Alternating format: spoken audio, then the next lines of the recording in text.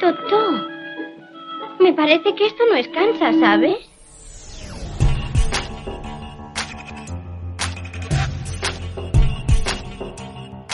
Bienvenidos a BRMU Podcast. De la biblioteca a tu casa. La Biblioteca Regional te lleva la mejor programación cultural, los mejores profesionales y las charlas más interesantes. Disfruta del episodio. Muy buenas tardes a todos y bienvenidos a esta segunda sesión del ciclo Influciencias, realizado por la Asociación de Divulgación Científica de la Región de Murcia, la ADC Murcia, de la que soy presidenta, junto con la Biblioteca Regional. Este ciclo es el ciclo que tenemos en marcha este año y pensamos que bueno, después de haber tenido distintos formatos, mesas redondas, ponentes de distintos niveles, categorías y temáticas, era interesante acercar un poco el tema de los influencers, traernos a la Biblioteca Regional de Murcia gente que en redes sociales está divulgando de ciencia y además lo hace muy bien, porque no por estar en redes sociales bajan el nivel, ni muchísimo menos. Lo vais a poder comprobar esta tarde con Mar Gómez, que es nuestra invitada. Y además ha sido casualidad, pero trae un tema esta tarde que yo creo que está de plena actualidad, ¿no? Porque vamos a hablar del clima, vamos a hablar de qué está pasando en el mundo con el cambio climático y bueno, otros muchos asuntos. Sí que le vais a poder hacer preguntas cuando termine su exposición, así que yo os animo a que os atreváis a charlar con ella, que yo creo que es lo bonito de estas sesiones, ¿no? Tener la oportunidad de hablar con estas personas a las que normalmente pues vemos en televisión o vemos en redes sociales y les tenemos aquí para poder charlar con ellos. Como digo, esta tarde tenemos a Mar Gómez. Ella es licenciada en Ciencias Físicas, es doctora en Ciencias Físicas, especialidad en Física Atmosférica. Está aquí porque además es influencer en redes sociales, bueno, en Instagram, en TikTok, en distintas redes. Habla de meteorología, habla de física, habla del tiempo y además lleva muchos años colaborando con distintos medios de comunicación. Leer la lista de medios de comunicación es pues prácticamente mencionar todo: Radio Nacional, Canal Sur, Cadena SER, El Mundo, Europa Press. Colabora con eltiempo.es, que seguro que es una web que conocen bien. Y bueno, pues su trabajo es, pues ha trabajado en televisión también y bueno, hace mil cosas, así que yo creo que lo mejor es pues disfrutar de ella, escuchar todo lo que nos va a contar y después, como digo, poder charlar con ella un ratito. Y ahora ya les dejo con Mar Gómez y en un ratito vuelvo por aquí para el turno de preguntas. Gracias. Bueno, muchísimas gracias por esta presentación. Lo primero, gracias a todos los que habéis venido hoy a escucharme. Vamos a hacer un viaje muy bonito a través del planeta. No nos vamos a centrar tanto en lo que ha pasado estos días, que ya estamos todos al tanto. Hablaremos también de cómo está evolucionando el clima. Y bueno, pues la charla de hoy, como os he comentado antes, va enfocada a hacer un viaje a través de diferentes tesoros de nuestro planeta. La verdad es que, como bien me han presentado, pues llevo ya más de 15 años dedicándome a hablar de las predicciones del tiempo, de la situación de cambio climático que estamos viviendo en nuestro país y a lo largo de todo el mundo, y también pues divulgando sobre algunos lugares maravillosos que tenemos en nuestro planeta Tierra. Algunos de estos lugares son muy extremos. Vamos a viajar hoy para conocerlos, para conocer algunos de sus secretos, de sus curiosidades, y vamos a ir desde mundos helados hasta desiertos muy áridos, pasando por tierras donde el fuego lo domina todo y el hielo se encarga de consumirlo. Así que vamos a empezar este viaje con esta imagen. Esta imagen es la primera imagen que tenemos de nuestro planeta, tomada desde el espacio en su totalidad. Fue tomada por la misión Apolo 17 en 1972 y fue bautizada como The Blue Marble, la canica azul. Y bueno, la verdad es que estoy totalmente de acuerdo con ese nombre que le dieron, porque es un retrato de nuestro planeta, ¿no? Aquí pues vemos un planeta que no tiene fronteras, vemos un planeta dominado por el agua, de ahí que se llame planeta azul, y vemos un planeta que está lleno de extremos climáticos, de fenómenos que son absolutamente impredecibles y de otros fenómenos pues que llevan muchos años acompañándonos. Así que vamos a viajar a través de todos estos climas que tenemos en nuestro planeta, y antes de empezar sí que me gustaría deciros que es verdad que los climas que tenemos en nuestra maravillosa Tierra responden principalmente a unos factores de latitud, aunque también hay microclimas en los que afecta la orografía u otros factores. Vamos a recorrer pues las regiones polares, en donde vamos a viajar a lugares que están dominados absolutamente por el hielo, con un clima absolutamente polar y también de tundra, como el que tenemos en Siberia.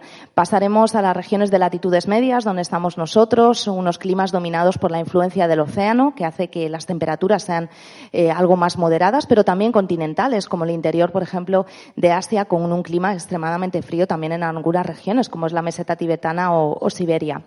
Las regiones subtropicales, regiones dominadas por los desiertos. No es para nada arbitrario que nuestros desiertos se encuentren ahí. Son unas regiones también donde domina la sabana.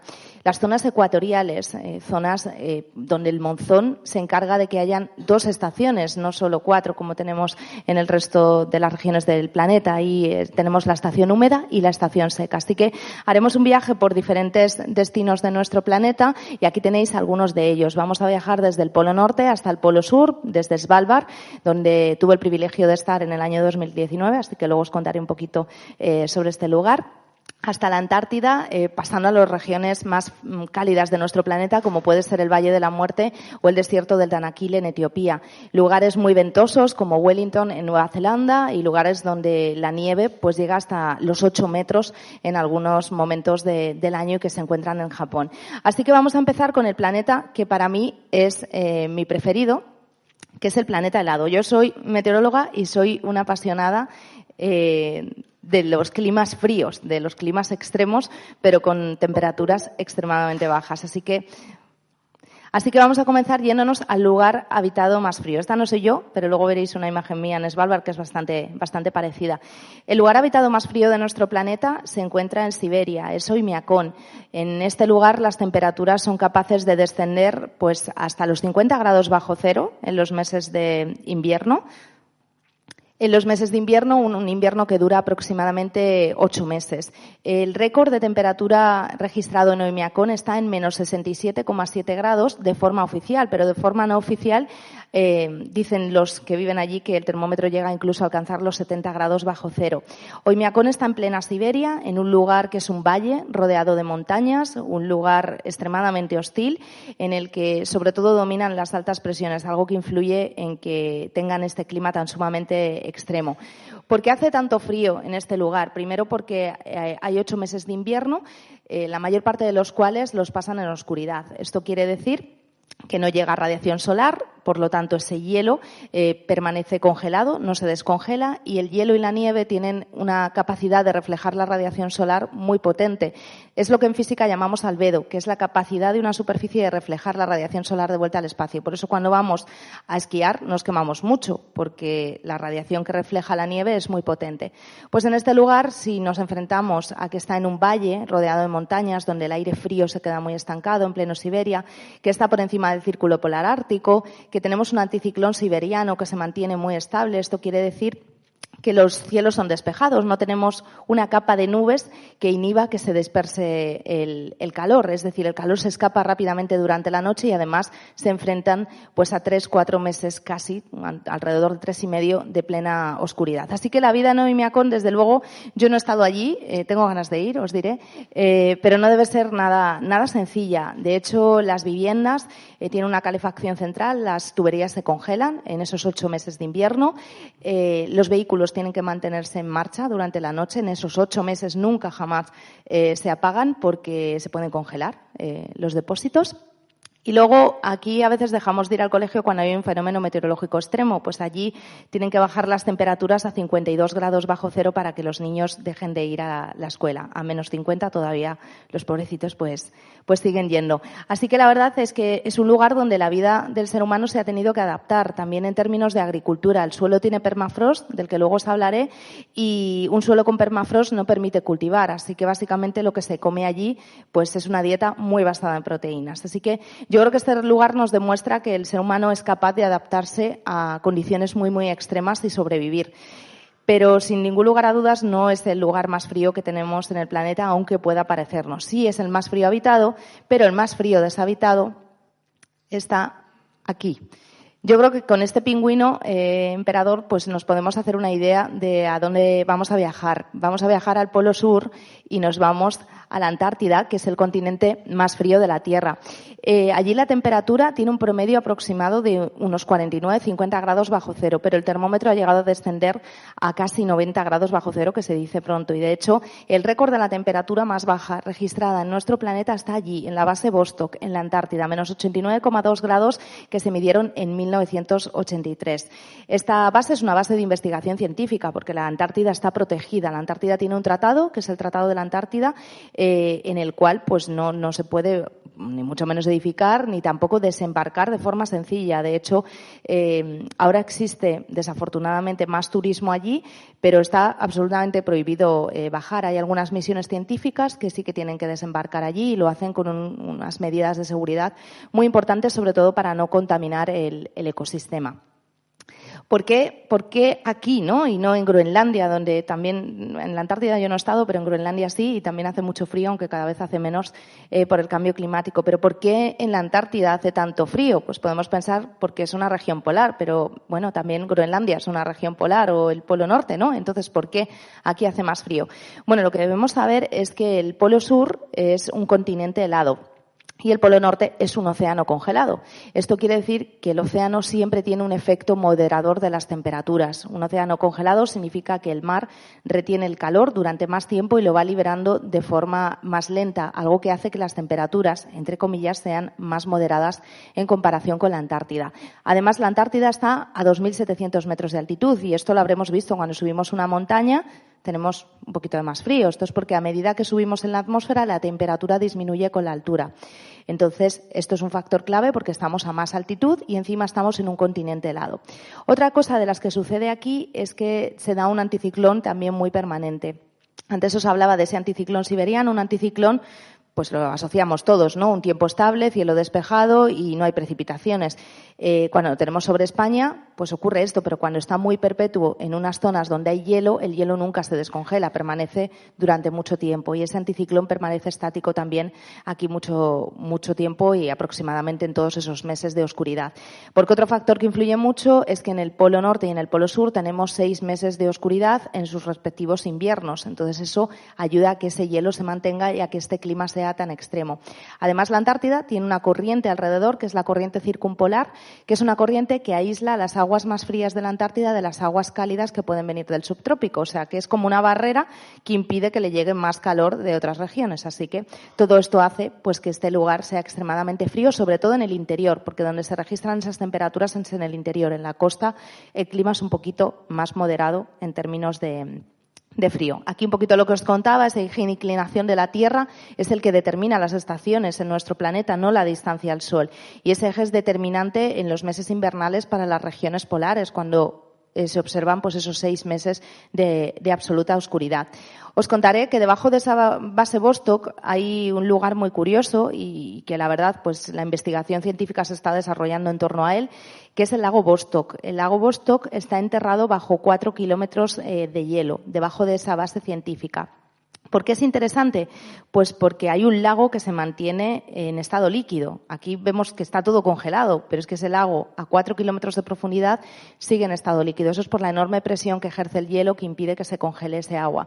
Pero lo más interesante aquí es que este lago ha estado aislado por 15 millones de años. Eso quiere decir que los científicos creen, bueno, y casi tienen confirmado que hay microorganismos que han sobrevivido en condiciones de extrema oscuridad, en condiciones en las que apenas hay oxígeno y apenas hay nutrientes.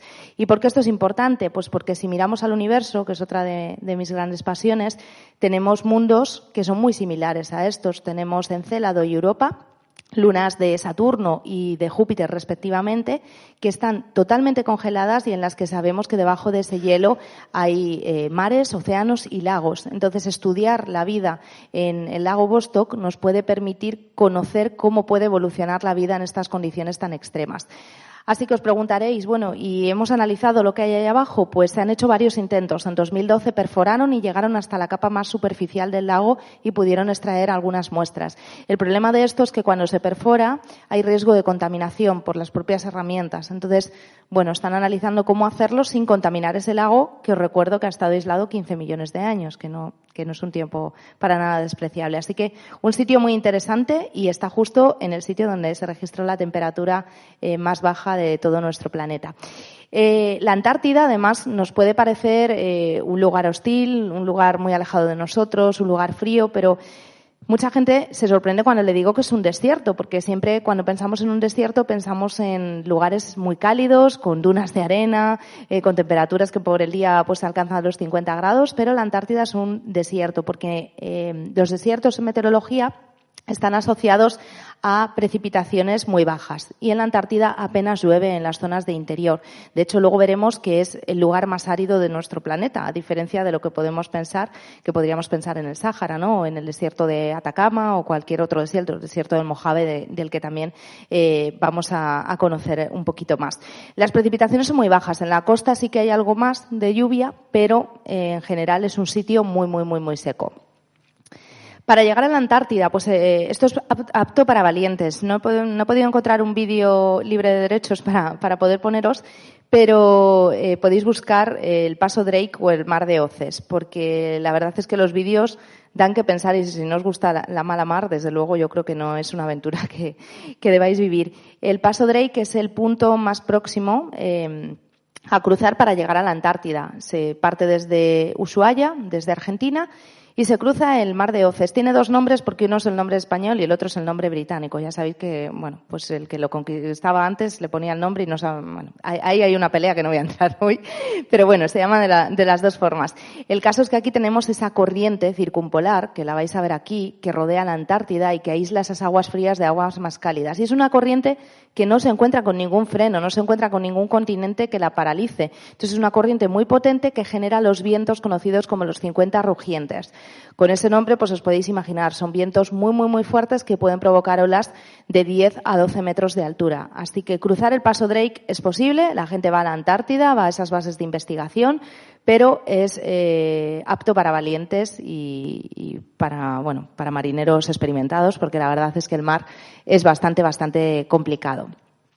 Aquí podéis ver también un poquito las temperaturas, cómo cambian de la costa al interior, esas temperaturas tan bajas en promedio en los meses invernales, que llegan a esos 80 grados bajo cero, en los meses de verano en el interior 40 grados bajo cero, pero en la costa las temperaturas son algo más llevaderas. Además, debido al aumento de las temperaturas por el calentamiento global, estamos viendo que esas temperaturas están aumentando y, de hecho, hace poquito, en el año 2020, se registraron en verano de la Antártida 18 grados en la costa, que es una barbaridad para ser la Antártida. Así que esto también nos da testimonio de que nuestro clima está cambiando a pasos agigantados y de que las regiones polares son las regiones más vulnerables de nuestro planeta. Antes de terminar con este lugar, sí que me gustaría deciros, que no sé si lo sabéis, la Antártida tiene un tratado por el cual está protegida, pero el Ártico no lo tiene. ¿Por qué? Porque el Ártico es una ruta de paso para los barcos y para extracciones de gas y petróleo de Rusia, China y Estados Unidos.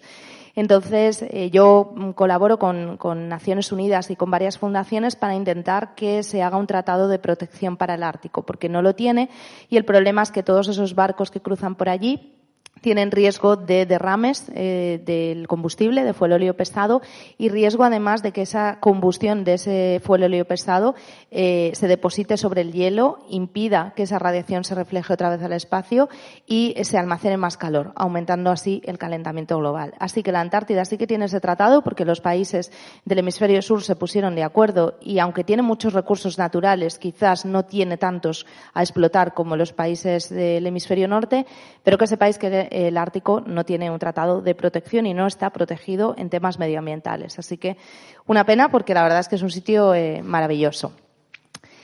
Y después de la Antártida, pues nos vamos a ir a otro sitio que es de mis lugares favoritos y además aquí he estado, así que os puedo hablar en primera persona de lo que viví allí. Es un lugar donde está prohibido morirse por el frío. La verdad es que esto hay que matizarlo. He puesto el titular porque sé que os iba a gustar, pero en realidad no es que esté prohibido morirse. Si te mueres, pues oye, no queda otra, te has muerto allí. Lo que está prohibido es que te entierren en Svalbard, ¿vale?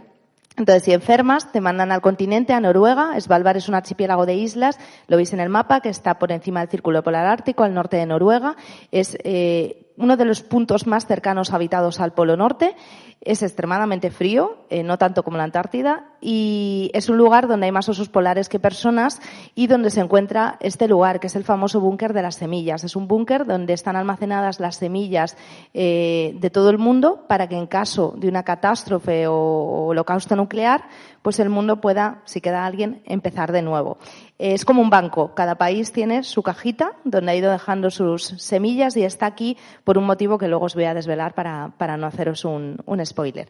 Esta sí soy yo en Svalbard. Ahí no estaba a menos 50 ni menos 60, pero sí que estaba a menos 35, menos 40 más o menos. Nunca había estado a esas temperaturas, antes lo comentaba fuera aquí de la charla, no estamos acostumbrados a esos valores, entonces nos confiamos.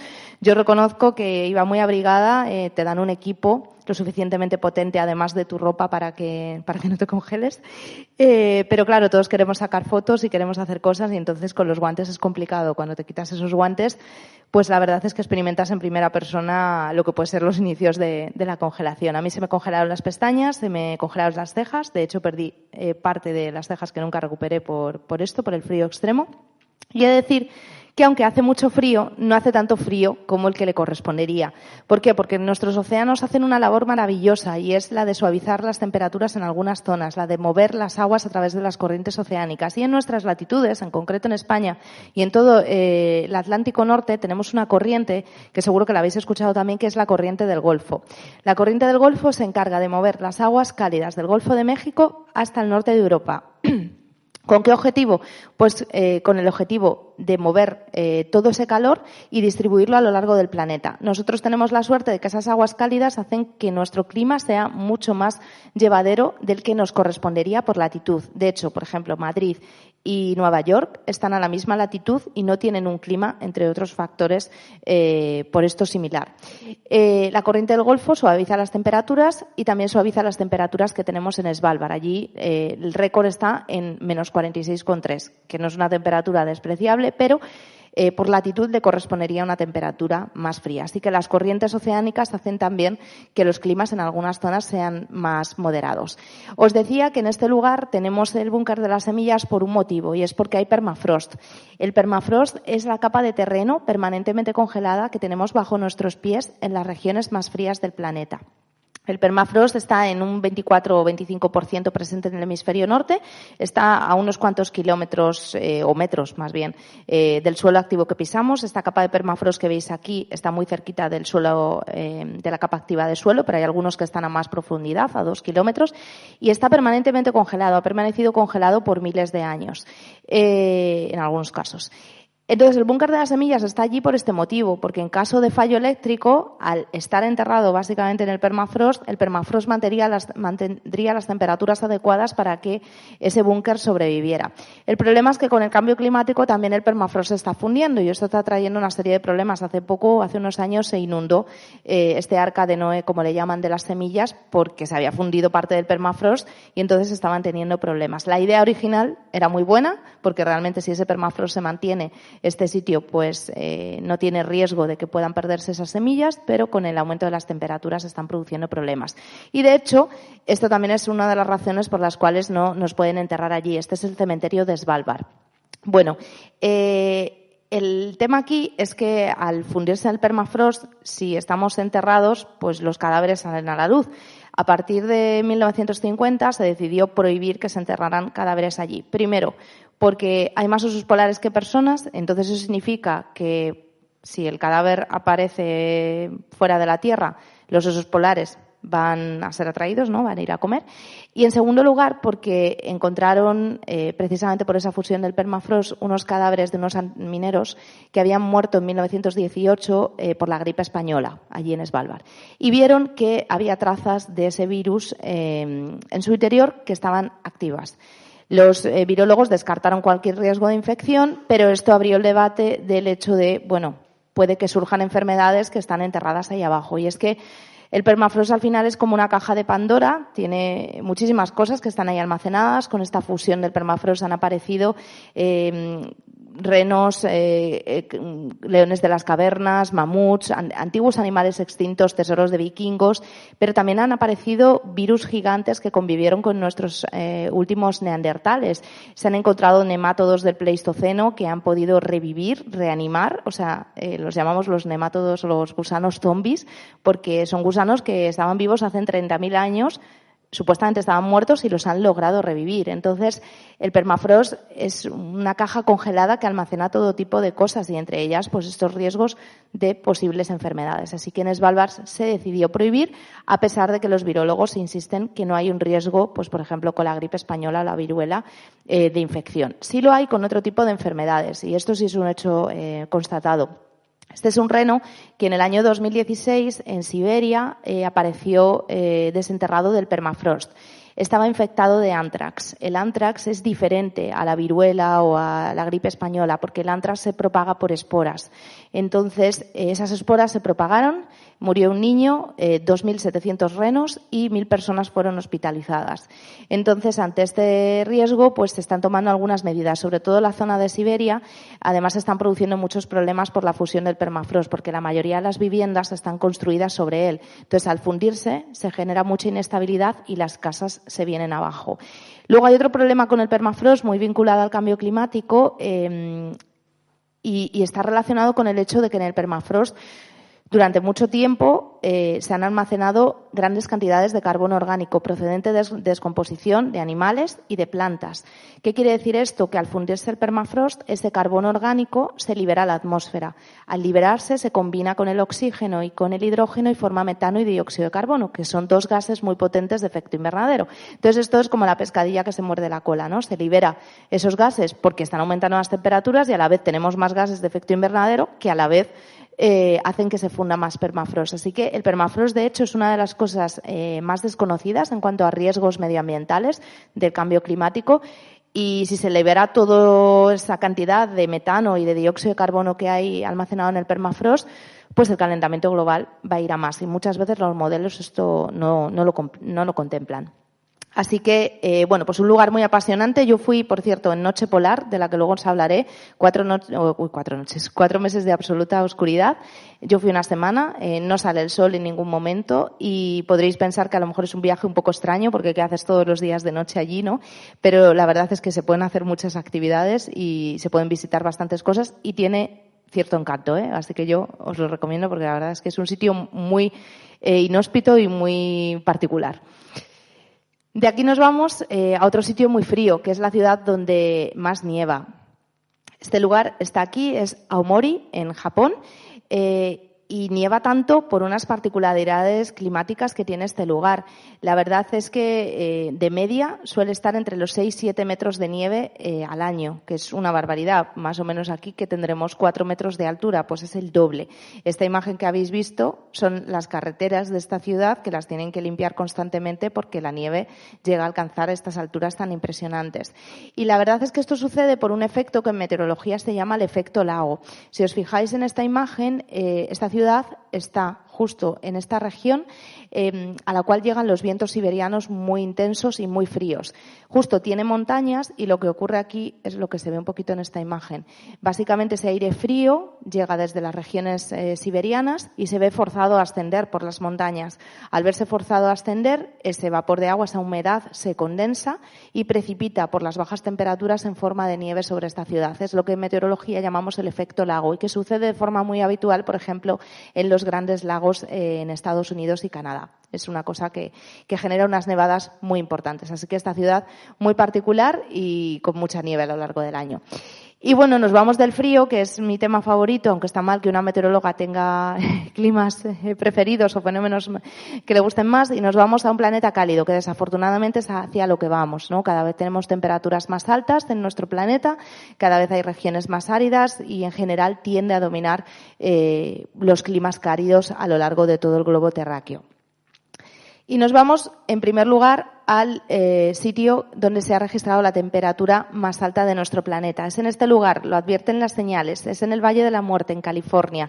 Allí se alcanzó 56,7 grados en 1913, pero esta temperatura se ha ido repitiendo recurrentemente o casi rozándose en los últimos años. 2020 y 2021 se superaron esos 54 grados. Este es el registro oficial. No quiere decir que no haya otros lugares en los que las temperaturas sean igual de altas. Sin embargo, en meteorología nos tenemos que restringir a la ciencia, a los datos oficiales y a las medidas que se toman bajo unas ciertas condiciones. En este lugar, ¿por qué hace tantísimo calor? Es cierto que en Oriente Medio se llegan a superar también los 50 grados, en la India, en México, también en las últimas olas de calor hemos tenido temperaturas por encima de los 50, pero este calor es especialmente cálido. ¿Por qué? ¿Qué es lo que sucede aquí para que se alcancen estas temperaturas tan infernales, ¿no? Pues pasan varias cosas. El Valle de la Muerte está por debajo del nivel del mar. Esto quiere decir que las altas presiones son más intensas. Altas presiones, anticiclones. Las altas presiones se quedan mucho tiempo en esta región y además está rodeado de montañas. Eso quiere decir que el aire cálido se estanca y no puede salir. Es como si tenemos una olla donde hemos metido algo, ese aire no puede salir de ahí. Se queda durante mucho tiempo. Además, el suelo arcilloso, de grava, no ayuda a que el calor se disperse. Se queda muy almacenado en esta zona. Tenemos montañas principales y muy importantes hacia el lado del Pacífico que no dejan que llegue la humedad y por lo tanto las precipitaciones que refrescarían un poco el ambiente y hace pues que las temperaturas sean infernales. De hecho, este verano un turista se abrasó los pies, no sé por qué iba con sandalias aquí, pero iba con sandalias, se las quitó, tampoco sé por qué, pero se abrasó literalmente los pies porque el suelo está muy muy caliente y almacena muchísimo calor. En este lugar también pasa algo muy curioso que os quiero contar. No está relacionado con el clima, sí con la meteorología, porque climatología y meteorología son dos cosas diferentes. Y ya por fin se ha resuelto, porque esto fue un misterio para los científicos durante mucho tiempo.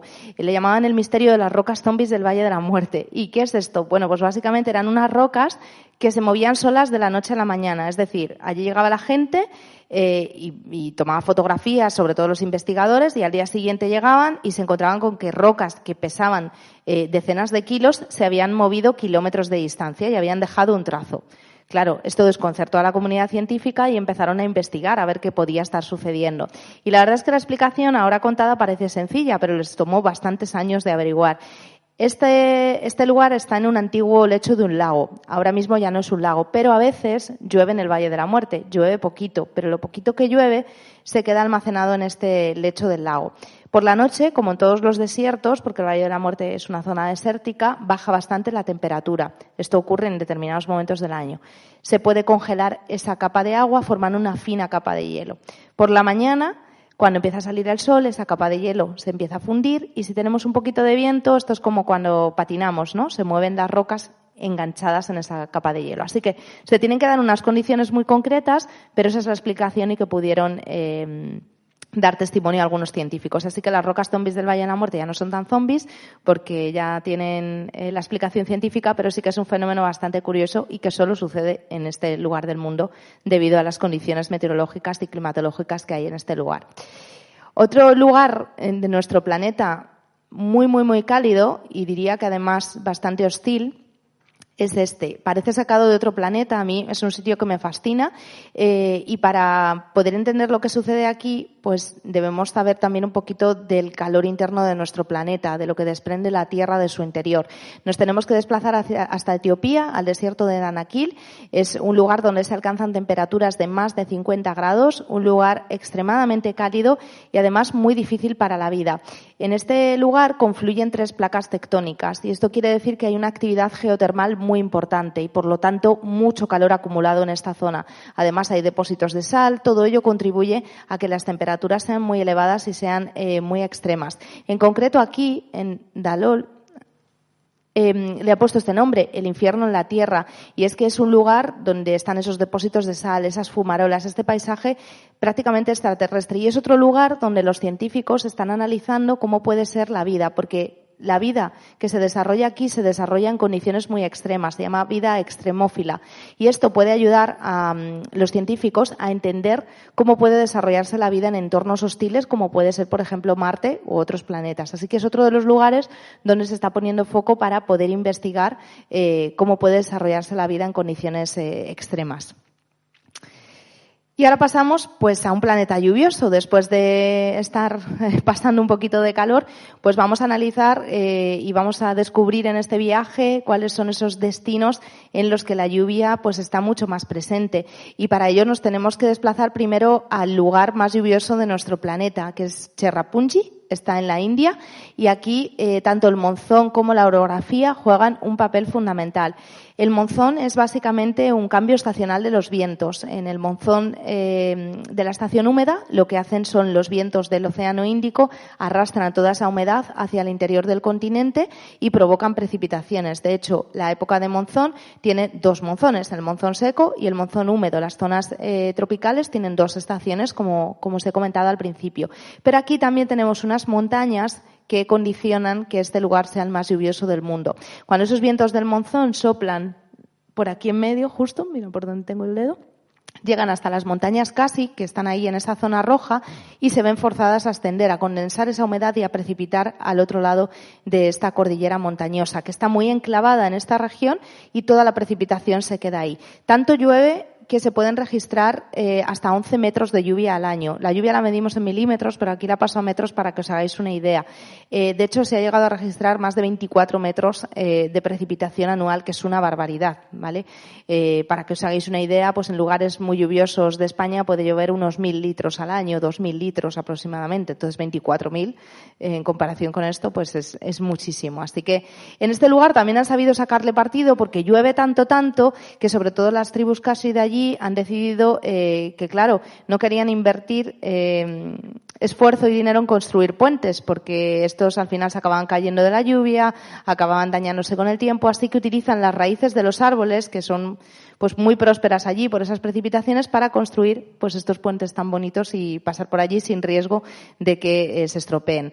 La verdad es que es una forma muy sostenible de utilizar los recursos del entorno y bueno, pues yo creo que es bastante curioso, la verdad. No hay muchas fotografías de esto, pero si lo buscáis vais a ver que los puentes son muy bonitos.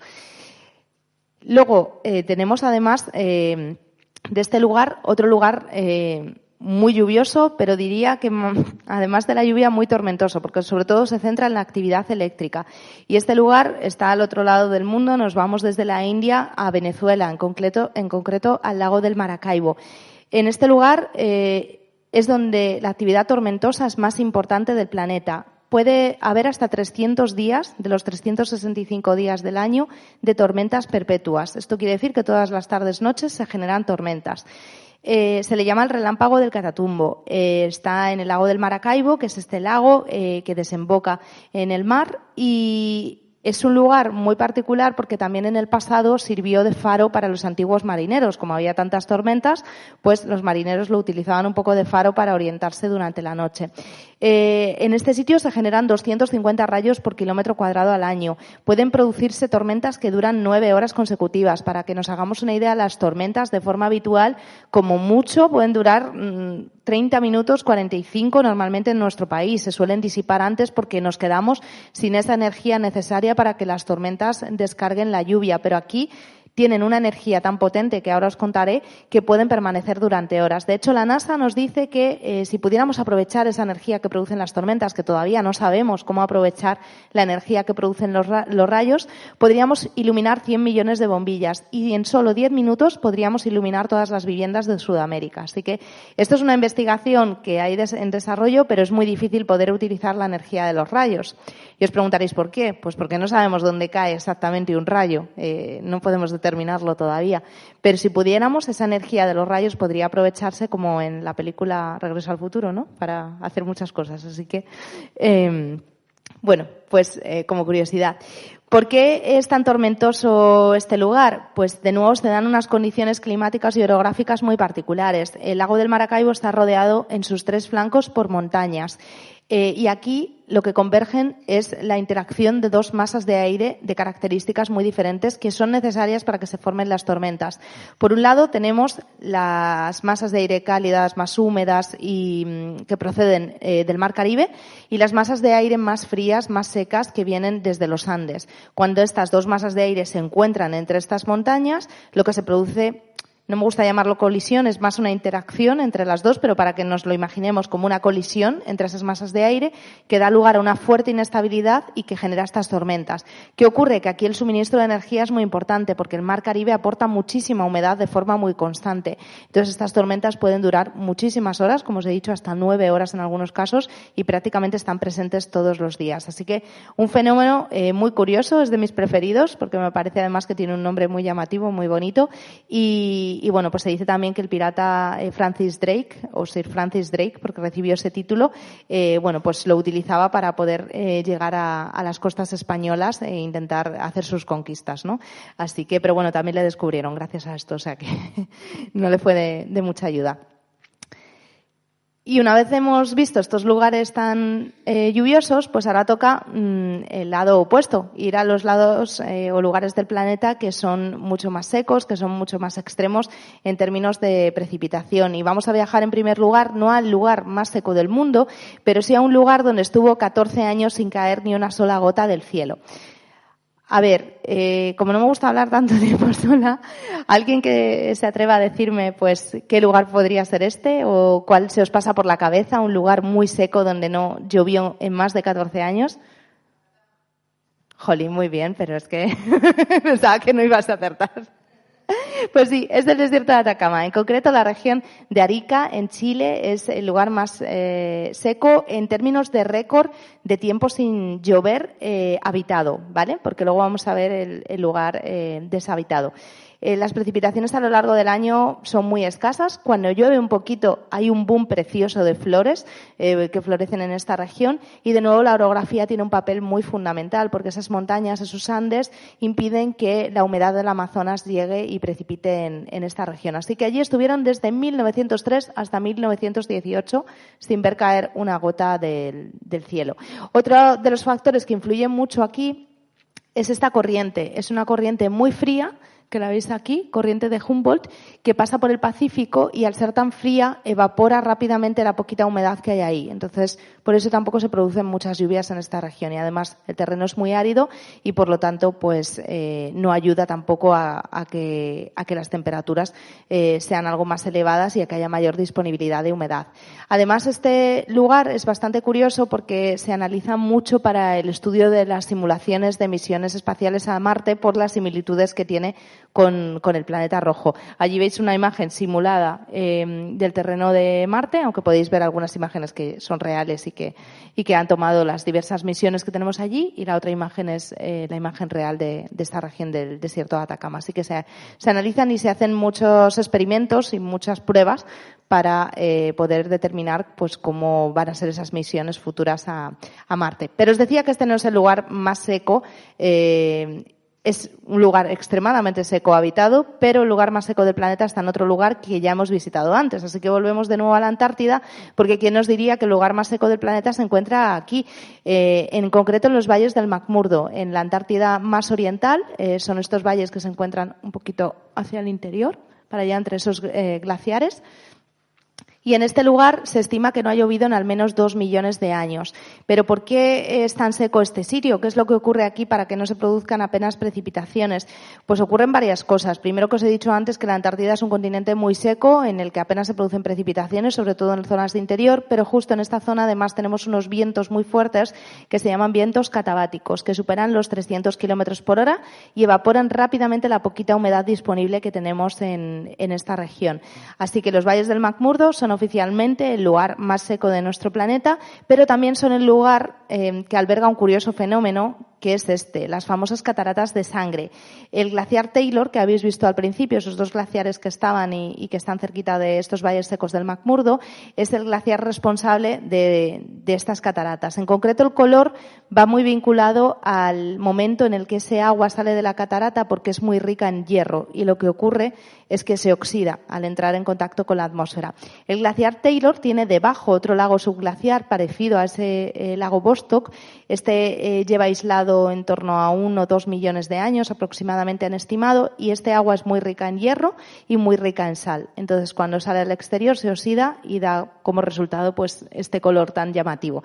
La explicación de nuevo parece sencilla, pero tardaron bastante también en encontrarla porque tenían que analizar pues cómo era ese agua de ese lago subglaciar.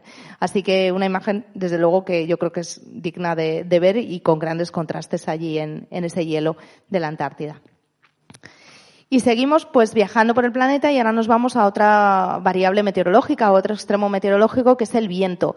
El viento para mí es la variable atmosférica que menos me gusta. Yo creo que es lo que más molesta y lo más incómodo.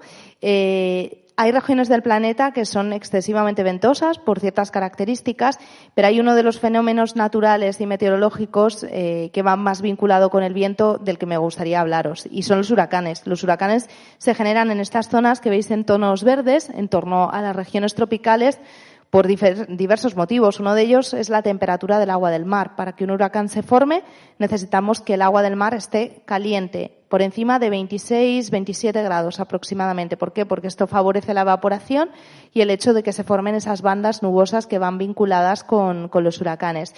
Luego, en estas regiones hay poca cizalladura del viento, es decir, poco contraste entre las alturas de las capas de la atmósfera y, por lo tanto, favorece que se mantenga esa estructura. En los últimos años estamos viendo como algunos huracanes giran su trayectoria en medio del Atlántico y vienen hacia Europa, pero pierden su estructura porque aquí tenemos corrientes muy potentes de aire en las capas más altas que desorganizan esos huracanes. Entonces es difícil que se mantenga la estructura, pero sí que estamos viendo que empiezan a dar un poquito la vuelta. Los huracanes, como os decía, pues fenómenos de los más ventosos junto con los tornados, de los cuales os voy a hablar después.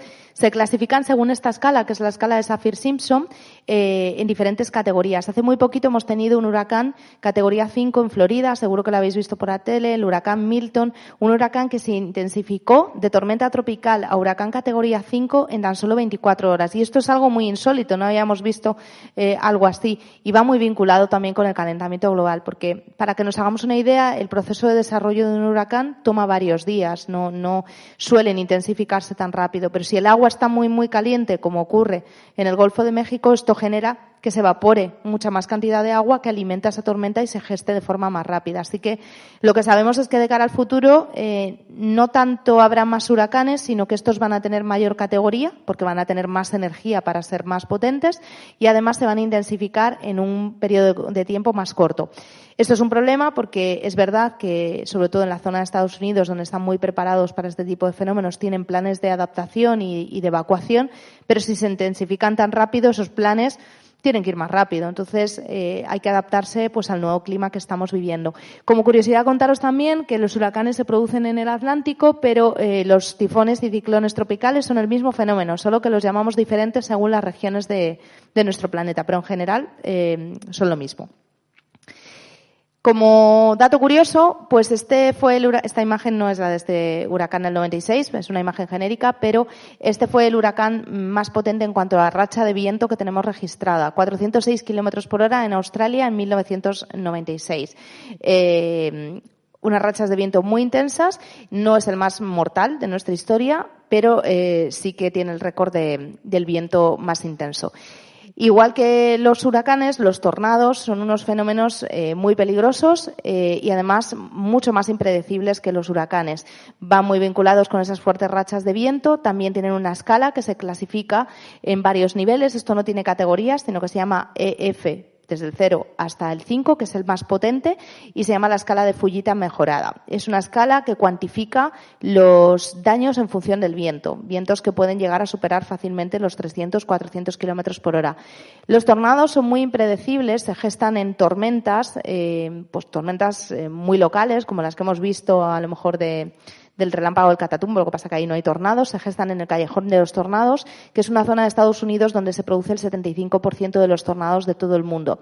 De nuevo, en esta zona lo que ocurre es que llega el aire muy frío desde Canadá con el aire muy cálido del Golfo de México, se produce esa interacción de las masas de aire y se generan esas tormentas tan potentes que dan lugar a este tiempo tan severo. El tornado con la racha de viento más fuerte, pues incluso supera ese huracán que hemos visto, casi 500 kilómetros por hora en 1999, y como no podía ser de otra manera, en Estados Unidos. Así que los tornados no suelen producirse, por ejemplo, en nuestras latitudes, sí que vemos algunos. De hecho, estos días con la dana que hemos tenido no hemos visto un tornado, hemos visto 2 trombas marinas, que son el mismo fenómeno, salvo que la base no es superficie terrestre, es agua. Y las mangas marinas suelen tener menor intensidad en cuanto al viento y en cuanto a los daños que los tornados. No son tan habituales, pero a medida que el tiempo se vuelve más extremo, pueden aparecer. Y hemos tenido algunos en nuestro país, aunque no se dan las condiciones como en Estados Unidos para que estos fenómenos pues sean tan extremos. En cuanto a ciudades muy ventosas, pues podemos viajar hasta el lugar más ventoso del planeta, que está en Nueva Zelanda, en concreto aquí en Wellington. En este sitio lo que se crea es como un efecto túnel por donde pasan los vientos y se aceleran por la geografía que tiene esta región. Puede no parecer mucho este viento de 27 kilómetros por hora a lo largo de todo el año, pero es un viento medio, es un viento muy constante y muy intenso que puede llegar a veces entre los 60 y 100 kilómetros por hora.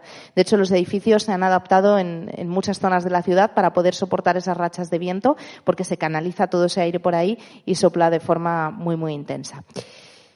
Por último, pues vamos a viajar a otro de mis temas favoritos, que es la oscuridad. Os he hablado antes de esas regiones polares y de esos meses que pasan en absoluta oscuridad y que vienen determinados básicamente por el eje de inclinación de la Tierra. Cuando está inclinado en los meses de verano de una determinada manera, en el hemisferio norte tenemos 6 meses de completa luminosidad, y en el hemisferio sur de oscuridad, y al revés. Y en concreto se produce lo que llamamos la noche polar. Es el fenómeno del que os he hablado y que yo estuve en Svalbard viviendo la noche polar en primera persona. Esto sucede, pues como os he dicho, en el hemisferio norte en nuestros meses invernales. Longyearbyen, que es la capital de Svalbard, es el lugar con mayor número de meses de oscuridad total, 4 meses en total que pasan sin ver la luz del sol. Sí que es cierto que hay unos momentos en el día en el que parece como si fuera amanecer, pero es como un brillito de luz por el horizonte, pero no llega nunca a aparecer, que se llama el crepúsculo polar. Y, lógicamente, pues esto tiene un impacto en el ritmo circadiano de las personas que allí viven. Yo estuve solo una semana y la verdad es que estaba muy relajada porque me parecía que siempre tenía que irme a dormir y yo me encontraba muy a gusto, pero entiendo que vivir durante varios meses en completa oscuridad tiene unos efectos en la salud. Mi segundo libro se llama Meteorosensibles y va justamente de cómo impacta el tiempo y las condiciones naturales en nuestra salud física y mental.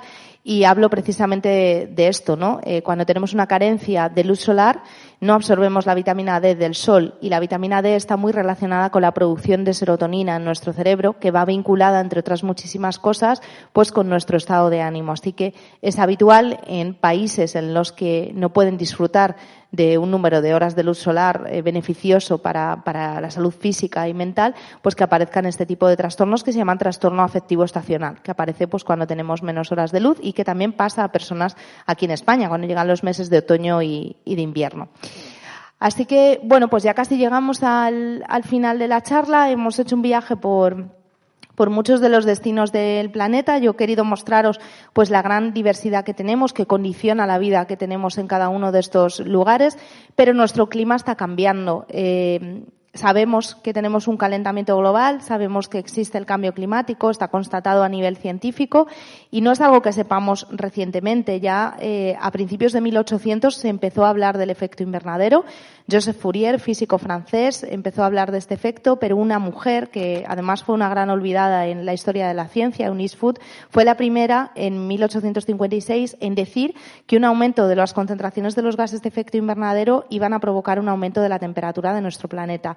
A partir de la revolución industrial empezamos a emitir grandes cantidades de combustibles fósiles y de gases de efecto invernadero que han hecho que se retenga más calor en nuestra atmósfera y que, por lo tanto, se esté produciendo este calentamiento global. Muchas personas me dicen, bueno, pero el clima de la Tierra siempre ha cambiado, ¿no? Y yo siempre contesto lo mismo. Digo, efectivamente, siempre ha cambiado. La Tierra ha pasado por muchísimos cambios climáticos a lo largo de su historia, ha pasado por periodos de calentamiento, se ha congelado prácticamente por completo, ha sido una bola de nieve, pero todos esos cambios se han producido a lo largo de millones de años, en un proceso muy, muy largo. Y ahora estamos hablando de un cambio que se está produciendo en poco tiempo, en apenas un par de siglos, y además propiciado por una especie que habita la Tierra, que es la nuestra. Entonces, hablar de cambio climático es hablar de presente, no es hablar de futuro, y es hablar de una serie de consecuencias que ya estamos teniendo. Desafortunadamente, estos días hemos visto pues unas lluvias torrenciales muy intensas. El cambio climático juega un factor importante aquí. No es el único, ni muchísimo menos. Ha habido muchísimos otros factores, pero es cierto que tanto en las olas de calor, como en las lluvias torrenciales, como en las sequías que está viviendo nuestro país, el cambio climático tiene mucho que decir. Vamos a evolucionar hacia un mundo en el que nosotros tenemos que decidir si queremos mantener todos estos climas que hemos visto, así de extremos y de maravillosos a la vez, o si muchos de ellos van a desaparecer, como pueden ser los climas polares, por ejemplo, que están en peligro por esa fusión de los casquetes polares. Los próximos años van a ser muy decisivos porque las decisiones que tomemos hoy van a ser las determinantes para el clima de mañana. La temperatura seguirá subiendo, pero nosotros podemos intentar contener ese ascenso y preservar pues estos lugares tan maravillosos que tenemos en nuestro planeta. Así que, bueno, pues hasta aquí este viaje que hemos hecho. Espero que lo hayáis disfrutado mucho, que hayáis conocido algunas cosas que no sepáis. Aparte del desierto de Atacama, espero que alguna por ahí te haya sorprendido. Y bueno, pues también quería poner en valor un poco pues todos los tesoros y la gran diversidad que tenemos en la Tierra y traer un aspecto positivo también de todo esto, porque sé que en los últimos tiempos pues se está hablando mucho de toda la situación que hay en el planeta y creo que es importante también que valoremos lo que hay, que valoremos esa diversidad, igual que la diversidad que tenemos entre nosotros, y que al final pues tenemos un mundo maravilloso, un planeta insólito, como he titulado esta charla, pues para preservarlo. Así que, bueno, espero que lo hayáis disfrutado y si tenéis preguntas, pues aquí estoy.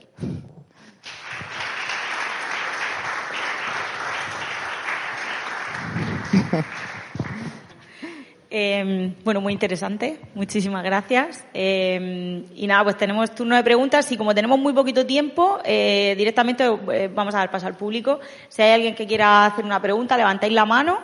Adelante, a ver si le escuchamos. Vale, primero te respondo a la última, que así no se me olvida. Influye mucho la época de monzón. Empieza la estación húmeda y la humedad hace que la sensación térmica se incremente muchísimo.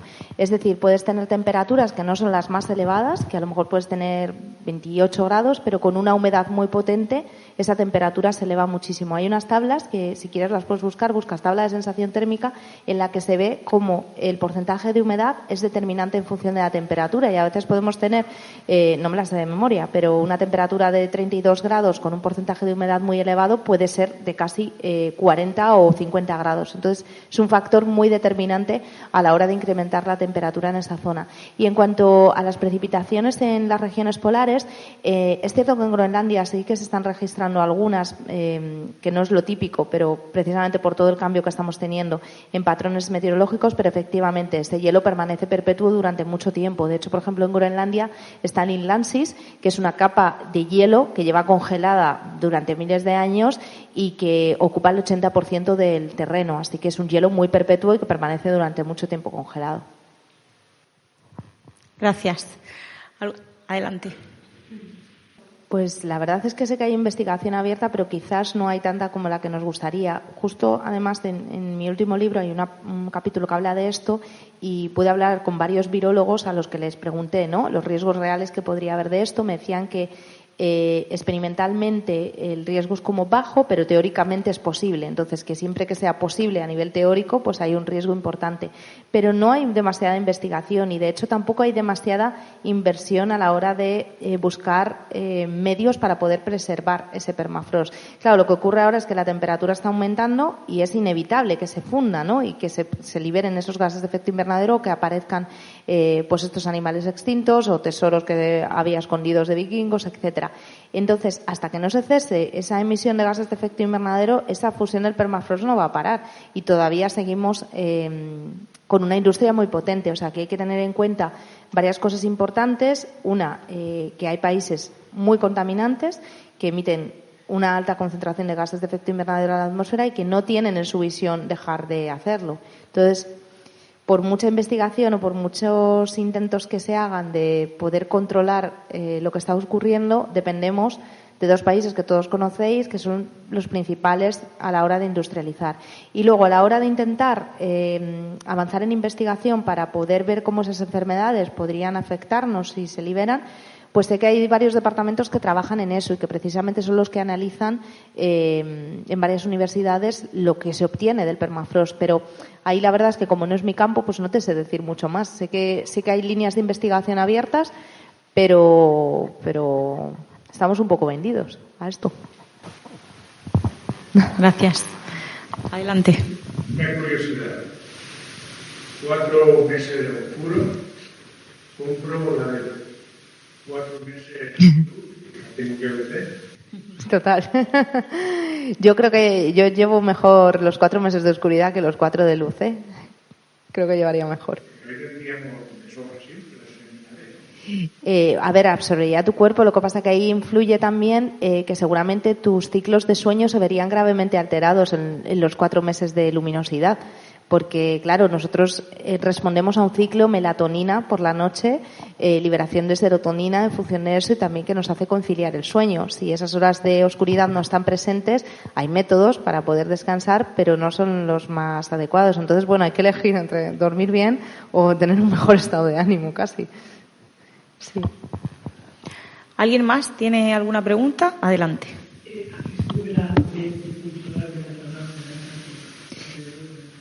Bueno, las corrientes oceánicas, en ese caso, esa corriente, por ejemplo, no tiene ningún tipo de continente que la frene. Si nos fijamos en otras corrientes, es que no tengo aquí un mapa que es súper ilustrativo, que se ven todas las corrientes del planeta.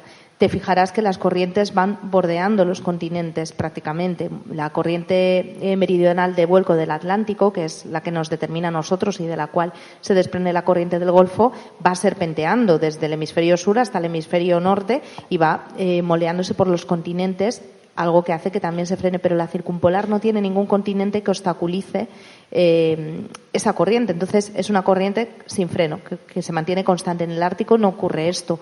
Tenemos una distribución geográfica muy diferente a la que hay en el hemisferio sur y esto es muy determinante en que esa corriente se mantenga casi perpetua en esa zona. ¿Alguien más? Adelante. Con la radiación solar que sería necesaria para evitar el calentamiento, si tendría algún efecto de poner la unidad de los edificios y las ciudades en blanco. Sí, hay algunas ciudades que lo están haciendo. A ver, no te sé decir ahora mismo de cabeza cuánto a nivel cuantificación numérica podría reducir ese aumento de la temperatura media global, pero hay varios proyectos de innovación que van en esa línea. Uno de ellos es las cubiertas de los tejados en blanco, porque el blanco refleja más radiación e impide que se disperse. Más zonas verdes, porque los bosques y las zonas verdes absorben dióxido de carbono, que es uno de los gases principales de efecto invernadero. Y luego también hay otros proyectos que se están llevando a cabo de investigación, pero para fuera de la Tierra. Estos proyectos lo que se llama geoingeniería solar y lo que buscan es mitigar el calentamiento global impidiendo que la radiación solar llegue a la Tierra y, por lo tanto, disminuya el calentamiento. Para mí no es lo óptimo porque puede producir ciertas alteraciones en el clima de la Tierra, pero se ha hablado de poner esferas, una especie de esferas espaciales en el espacio que bloqueen la entrada de radiación solar en la Tierra. Se ha hablado de simular erupciones volcánicas en el espacio para disminuir la temperatura global, porque una erupción volcánica muy potente lo que hace es que inyecta cenizas y aerosoles en la estratosfera, que es la siguiente capa en donde estamos nosotros, y estos aerosoles actúan como espejitos, por así decirlo, reflejan la radiación solar de vuelta al espacio. Entonces alguien pensó, bueno, pues si inyectamos esos aerosoles de forma virtual, o sea, de forma artificial, ¿podemos disminuir la temperatura del planeta? Posiblemente sí, pero claro, ¿qué efecto tienen luego esos aerosoles que tú has metido de forma artificial? Entonces, Lo que tú comentas es un proyecto que no tendría un impacto dañino en el ecosistema y que es fácil de implementar además, pero en el que se tienen que poner de nuevo de acuerdo pues muchas instituciones, muchos políticos y mucha gente para que se haga. Pero sí, claro, es una buena idea. Gracias. Estamos casi terminando. Por aquí una pregunta. ¿Sí? Buenas noches, Mar. Enhorabuena por la charla, que es una maravilla. Y quería preguntarte con respecto al cambio climático, ¿consideras que estamos en un punto de no retorno o con las medidas adecuadas podría mejorar? Podría no empeorar. Es decir, ahora mismo el calentamiento va a seguir. La temperatura va a seguir aumentando. Lo que podemos hacer nosotros es que no aumente mucho más. Que nos quedemos en ese umbral que se habla mucho, el 1,5 grados, o que lleguemos a 2, 3 o 4 grados, que es el peor escenario de todos. Entonces, ahora mismo los esfuerzos están en que no aumente más esa temperatura, pero realmente sí que estamos en un punto en el que no podemos disminuirla a no ser que suceda algo, pues yo qué sé, que se pongan todos los volcanes a erupcionar y de repente nos bloqueen mucho la radiación solar y suceda algo de forma natural.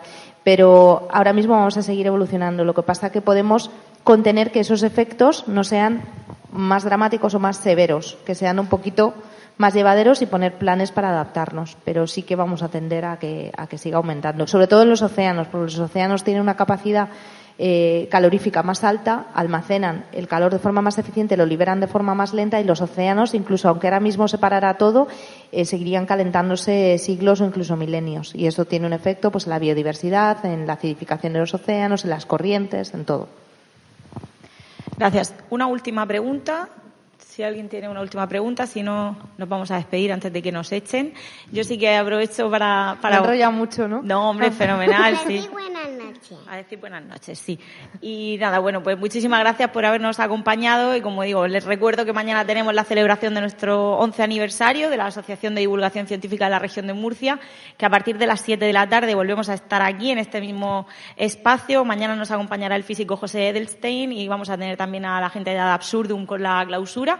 Están todos invitados y nada, pues espero que hayan disfrutado esta sesión. La siguiente sesión de Influencers será el 13 de diciembre con Gema del Caño, Farmagema, que viene a hablarnos también pues sobre los temas que ella divulga en redes sociales. Así que si no nos vemos mañana, nos vemos el 13 de diciembre. Gracias. Muchas gracias. Buenas noches.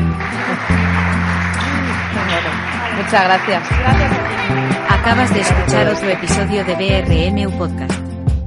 Suscríbete, dale a me gusta y comparte. Ha sido un placer para nosotros tenerte por aquí. Nos vemos en el próximo audio.